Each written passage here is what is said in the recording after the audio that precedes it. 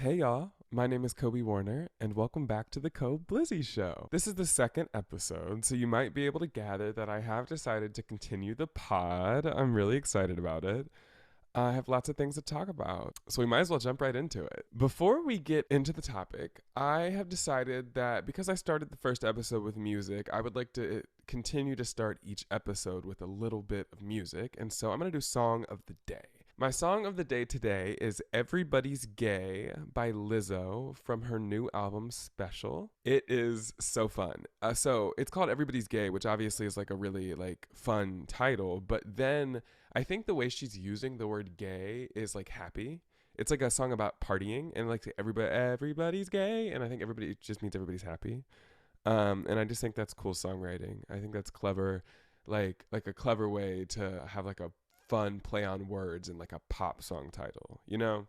And it's like a dance song, and I love that shit. So yeah, that is my song of the day. And now I'm going to get into the topic. International Non-Binary People's Day this year was on Thursday, July 14th. So it was a couple of days ago. And I had no idea it was Non-Binary People's Day until like 6 p.m. on Non-Binary People's Day. So I think that was the day I posted the first episode of the pod too. There was no way that I would have been able to incorporate that in the episode because I didn't know at the time. But it would have been fun. But that's okay because everything happens for a reason. And now non-binary is going to be the topic of episode 2. I am a non-binary person. I use they, them pronouns. And you know, I don't know all the answers. I can't tell you every, scientific or factual thing that, proves that non-binary people are. Like, that's not what this is about. This is more about my experience with my non-binariness. So yeah, let's just jump into it. I came out as I started using they, them pronouns last summer. I think like in June of 2021, I believe. But that was not the first time I had experimented with pronouns, because when I first got to college at the beginning of 2021, that was the first time I met a non-binary person in real life, honestly. Because I'm from Georgia. I still live in Georgia, but I'm from South Georgia. And I'm sure there was a non-binary person somewhere out. And obviously plenty who hadn't come out at the time when I was growing up there. But I just don't remember meeting non-binary people.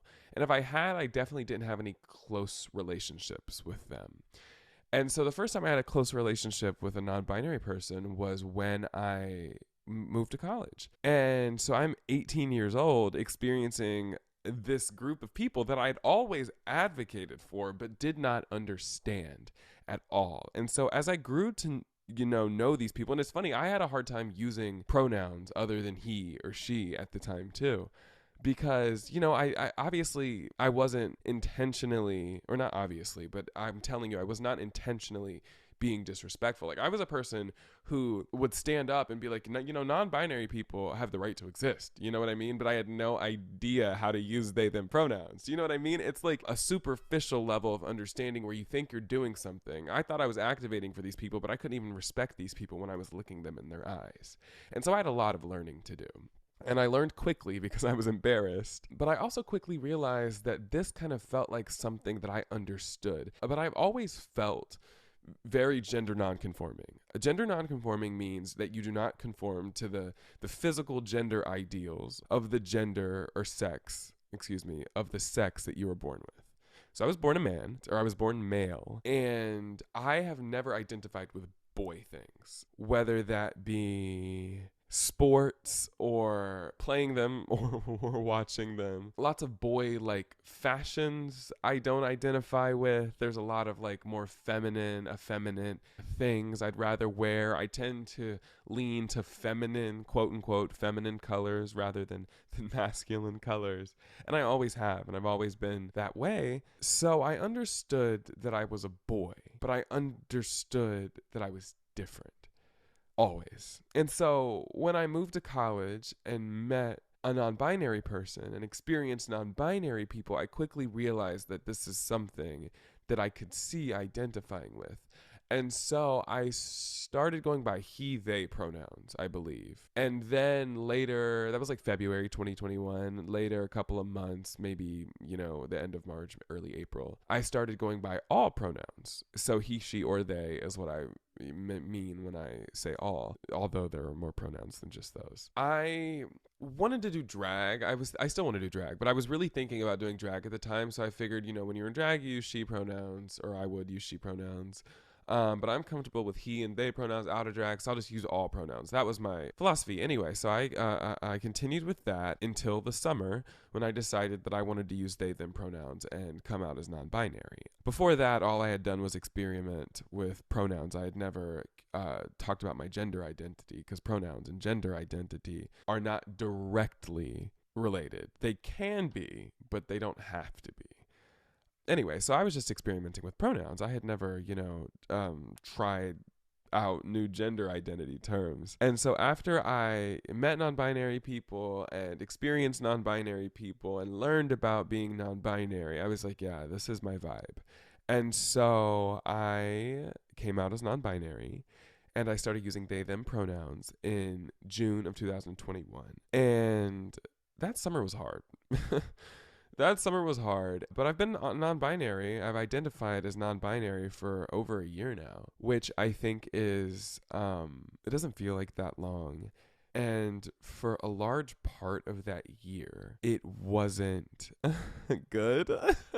It wasn't like what you would want it to be. When I came out as gay, when I was 15, it felt liberating, and because I made it dramatic. I came out on June 11th when I was 15, the day before my 16th birthday. On June 12th 2018, I came out as gay. So on the last day of being 15, I texted my friends, my closest friends, and my father, who was out of town, the same message, a message that I copy and pasted to each one of them, saying that I was gay. And I told my mom in person. She was the only one that I told in person. And my mom and dad were the only family members that I told. And then 2 weeks later, on the 24th or 25th of June in 2018, I posted a YouTube video on my YouTube channel at the time titled I'm Gay. And it was really long and dramatic. But I posted it on all of my social media platforms, and everybody was so kind to me upon my initial coming out. Everybody was so kind. And so I come out as non-binary. It was just not the same vibe. People, especially in the South, well, everywhere, everybody understands men liking women, or men liking men and women liking women. Everybody understands that concept. Whether or not they agree or approve is when things get a little, muddy. But everybody understands the concept of being gay. People do not understand the concept of being non-binary, because the truth is, in its essence, it's just not as simple. People have a really hard time hearing people question things that they've always known and accepted to be true.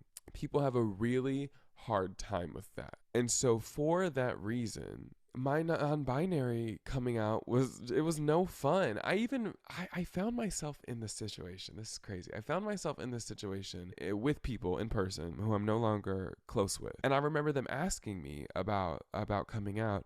And they were like, oh, so you use they, them pronouns? And I was like, and they were actually genuinely asking, I feel like. And I was just like, oh, don't worry about it. Because I was just so exhausted from explaining that I didn't even want to tell them. I'd rather be called he at that point than explain myself any further. I mean, frankly, it wasn't great with my parents at first. It wasn't good with anybody at first. I think the people whom it was okay with were the people that I knew in college, because that's when I started experimenting with pronouns. Those were the people that really introduced me and immersed me in this new idea that I can be something other than what I've always been. And they did a good job in respecting me and loving me for the most part. So that was okay. But as for everybody else that I had known all my life, those people who had always known me as something and now were trying to get to know me as something else, it was rough. And so it kind of gave me, because my gay coming out, like I said, not everybody was kind, but the people that mattered were. And so this coming out, where I was dealing with people who had always loved and appreciated me really well, not doing a good job, it was really hard and it was really rough. And honestly, for me, I wasn't giving people enough time to do better and to learn this new concept that they had never experienced before, because I was too busy feeling disrespected, which is valid, but I was too busy letting my emotions of disrespect, of feeling disrespected, get in the way of actually helping these people understand this and give them compassion. I'm talking about people like my parents. I'm talking about people like my friends, not people who, not to go off on a tangent, but on the flip side, when I was a child in high school and I had just come out as gay, I kind of went on this world tour of like activism, I felt like, where I was just trying to like communicate, because like when I came out as gay, I had to leave the church that I had always gone to. It wasn't like a fun experience. I said the people who mattered loved me. I didn't say everybody did. And so after coming out as gay and experiencing love from the people close to me, I then like wanted to go on a world tour to all the people who didn't give a shit about me and try to make them care. You know what I mean? And try to make them understand and try to humanize myself to people that don't want to see me as human. And so this coming out, I was like, you know what? After experiencing, some rocky situations with the people who love and care about me most, I had absolutely no energy to go out and shout from the mountaintops and educate the masses. This sounds so unoptimistic, but it's so fucking ridiculous that we as marginalized people spend so much time having to explain ourselves to people who are not interested in understanding us. That can apply to lots of different situations. That can apply to lots of different kinds of marginalized people. But specifically with being non-binary, why am I always having to explain myself? When I posed that question to myself very recently, I was like, I'm not going to. I have decided that I don't have to explain myself. I don't want to. I don't have to be palatable. I don't have to be easy to understand. What I'm doing doesn't have to be clear. It doesn't have to make sense to you. I don't have to live my life doing things that I don't want to do. I don't have to live my life putting myself in situations that I don't want to be in. I don't have to live my life being around people that make me uncomfortable. Why am I trying to explain myself to people who don't care about me? And again, that can apply to lots of different things. Why are you trying to explain yourself? I think the thing that I found, not when I came out as non-binary, but long after, the better part of a year later, was freedom. And that's not that non-binariness and freedom are synonymous. Not that they mean the same thing, but to me they do. Because I can wake up on any given day, feel any kind of way I want to feel, and be exactly what it is that I want to be that day. I don't have to judge myself for it. There don't have to be any inhibitions. I can just do it because I have given myself the permission to experience myself for everything that I am. I am masculine, I am feminine, I am neither, and I am everything in between and outside of those bounds. I am androgynous, I am not. I can be anything. And that's why I want to do drag. That's why I love heels. That's why I love really baggy, long shorts. Some days I wake up and I want to dress in something that makes me feel masculine, and that's what I do that day. Some days I wake up and I want to dress in something that makes me feel femme, and that's what I do that day. And I give myself permission to be that. And it took me a long time to get here, and it wasn't just coming out as you don't have to come out as non-binary to give yourself that freedom, just to be clear.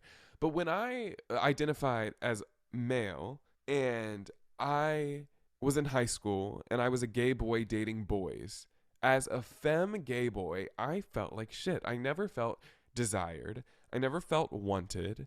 And when I did, I didn't feel like that desire or want was boundless, or that it came without condition. The people that tried to tell me that they cared about me would then keep me secret. And so you tell me that you care about me, but then your actions don't reflect that. Do you see what I'm saying? And so I did not always feel value in myself. There were situations in high school when I identified as a gay boy, just a gay boy, where I would feel so validated and loved, like in theater or around, those friends, mostly from theater, who supported me in my queerness and, were the people who were standing behind me with their hands on my back, holding me up, And then there were other times where I felt like shit because I didn't feel desired or wanted. Even now, I don't like to be on dating apps. I try to stay off dating apps because I'm too femmy for that shit. Like I'm gorgeous, duh, but they don't want me. Yeah, they don't want me. Like I am not what the boys are looking for most of the time. You know what I mean? Like I said, I like to ebb and flow between all these different kinds of expression. But when they see me, with painted nails and hoops and heels, they're like, ooh, or they see my modeling pictures or, like they go on my Instagram. Anyway, we could talk about that. Actually, that might be another topic for another day. We might have to come back to that. We're going to circle back. But anyway, back to the topic at hand, being non-binary and me finding freedom in who I am as a person and in my expression when I came out as non-binary. Like I said, your freedom does not have to be in non-binariness. But there is freedom for you, and you will find it if you haven't already. But you have to accept yourself for who you are. Despite what people say, despite who doesn't approve of you, despite how hard it is to do it, you have to accept yourself for who you are. Whether or not you're in a situation to be who you are out loud is, not for me to say. But you have to accept yourself for who you are, and you need to get yourself to a place where you can be who you are, because life is too short for you to not take each moment and live it to the fullest extent. Your life is yours, and you do not have to live it for other people, and you do not have to live it in a way that you don't want to do it. I know it feels like you do. I know it feels like breaking these chains and being who you really are might disappoint people that you love. I know you're afraid what your family might think. I know you think you're going to lose your friends, but you have to live your life for you. You will find people that love and support and care about you, because if you put love out into the world, if you give love to yourself, people can see that and they can feel it and they will find you. There is a love radar in our spirits. You will find people that love you. You have to cut that shit. You have to cut that shit. You have to cut those people out. Those people that say they love you but won't let you be yourself, those people don't love you. They want to control you. Oh my God. And I don't care if it's in the name of Jesus or in the name of any other religion or ideology. It's bullshit. Be who you are. They made you in his image, so they say. Not if you're queer. Oftentimes not if you're a person of color, not if you're black. And if you're a woman, you don't get the rights to your body, but that's another story. I'm just saying it's bullshit. And I'm just saying we do not have to accept the things that we are taught and told as fact. Figure out who you are. Don't let other people tell you who you are. How do they know? How do they know? I'm going to leave it there for today. Happy belated International Non-Binary People's Day. I think I'm going to call this episode Non-Binary / Freedom. Non-binary and freedom. Find your freedom. That might be what I call it. Find your freedom. For me, it's being non-binary. For you, it might be something else. Find your freedom. You can be whatever you want to be. And you don't have to be the same thing today that you are tomorrow. That being said, I want to let you know that there is a video version of this podcast now on YouTube. You can stream the audio on Spotify, Apple Podcast, Amazon Music, and Google Podcast. And you can find all of my social media links and all of my music in my link tree, as well as all of the places to listen to this podcast. That's linktr.ee/KOBLIZZY. I hope you enjoyed this episode of the KOBLIZZY Show. I enjoyed, talking about non-binariness and freedom. This is the topic that I'm passionate about. Liberate yourself, people, and love the people around you. I love you, even if I don't know you. And that's that. Hi, it's Editing Kobe, and I forgot to blow a kiss, and I want that to be my thing at the end of the podcast. So once again, over and out. Mwah.